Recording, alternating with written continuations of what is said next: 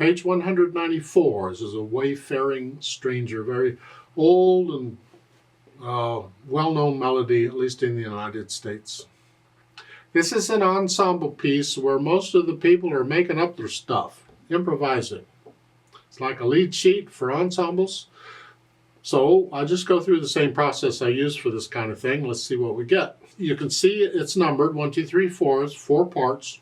So some instrument or singer is playing the top part, the melody.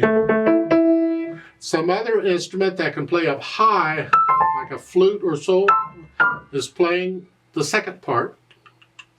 Then the third part, you see the curly brace, that's a grand staff. That's indicating a piano. It's going to do that, you do. And then the bottom staff is one note, and it's way down here. That's the bass part. So we got the bass, the piano, some sort of a middle part way up here, and the melody in the middle. Wherever. I mean, the melody can be anywhere. That's sort of the construction of the whole thing. And they're all connected with a line. So you're going, one line of music is like all of these staves together. With everybody playing together, that's one line of music. So this piece is 3 lines long total. Yeah, it's just got millions of steps in it. It's a score, a conductor's score. Let's go through and talk about each part. It's good for a classroom situation. First, I want to know what the melody is. So I look it over. I see it's about 2 pages long, 1.5 pages, whatever it is. I can't say the clef size because every part could be different. The key, there's no sharps or flats. It's either C major or A minor. And if I look at the end, I see it here. It's an A minor. They're telling you the chords above some of the staves. So we're in A minor, but I'm doing the scales for C major and A minor and the arpeggios, blah, blah, okay. And 4/4 time, but with a pickup beat. So there's 1.5 beats, which means we need 2.5 beats somewhere else than they are. They're at the end. So we're coming in on the and of 3. 3 and. 1 and 2 and 3.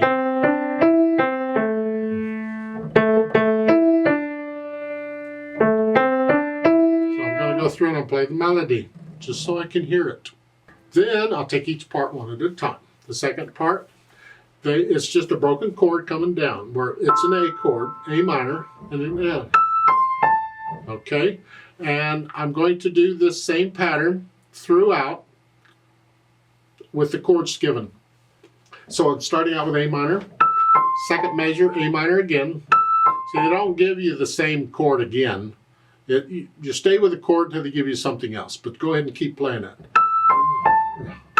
D minor, where's D minor? Well, it's here, or here. You can do either one, or if I'm here, I could just come up here. See, they didn't say D minor slash something, A, D minor slash, to tell you the A is the bottom note. They just give you D minor. That doesn't mean you have to play root chord, though. I mean, I can still do that. So, because I'm staying here. Or I could go up. Depends. You try them both and see what they sound like.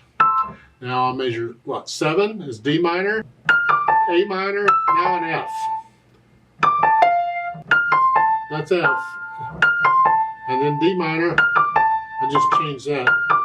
F, E minor, where's that? And then C, A minor, D minor, and A minor. And they give the notes in the last measure. Now, whether I'm playing in the right area or the right arrangement of the chord, there's nothing given. So I just didn't want to have to keep moving around, so I used the inversions of the chords for these. So the A minor and the D minor and the F here. And just make sure I got all the chords figured out. And then for the piano part, again, it's the chords, but now it's here. Rest. Now I am going to move around. It's D minor's here. Back to A minor. And then I stay with A minor until measure 9. It's D minor, A minor, F, D minor. I'm just playing the chords. Now I can use inversions on these chords. I don't have to do them all in root. I could stay in this area. A minor. And when I get to the D minor, I just come up. A minor. So measure 9 is D minor. It's here. A minor. F. D minor. And I'm staying in this area. F. E minor is here. C. Or here. You experiment with them. Just stay within the chord and the rhythm pattern they're giving you. And then for the bottom one, you're playing the root of the chord. So A is here. D minor. A. They're giving you the name. So you're playing these. F is here. Or whichever, and then E. I'm going to go up here. Then E. C. I'm at the bottom. Measure 11 again. F.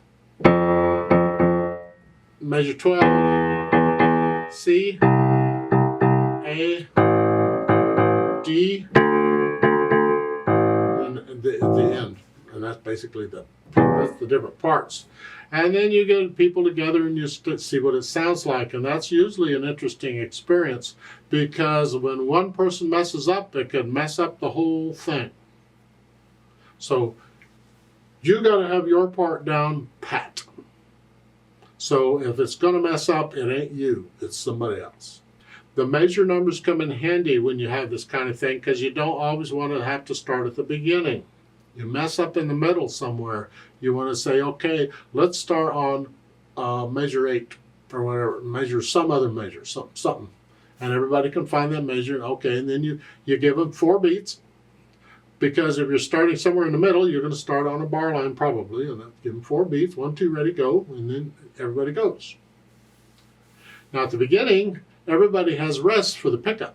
In that case, you don't even have to give any beats at the beginning. Whoever plays the melody can just start. And everybody else knows where beat 1 is. Boom. They know when to come in on beat 1. But if you're going to start somewhere else, you give them 4 beats and then you keep going. That's how you practice it. It's kind of fun. I'm not going to do a play with me because everything's made up. You can do what you want on it. However, if you are going to play one of these other parts, I'll go ahead and play this melody so you can play along with it in whatever part you're playing if you want to try it. Don't play the melody. Play one of the other parts. That's what this is for. 2 and 3. 2 and 3. 2 and 3. 2 and 3. 2 and 3. 2 and 3. And 2 and 3. And 3. 2 and 3. And 3. 2 and 3. 2, 3. 2 and 3. 2 and 3. And 2 and 3. 2, 3 off.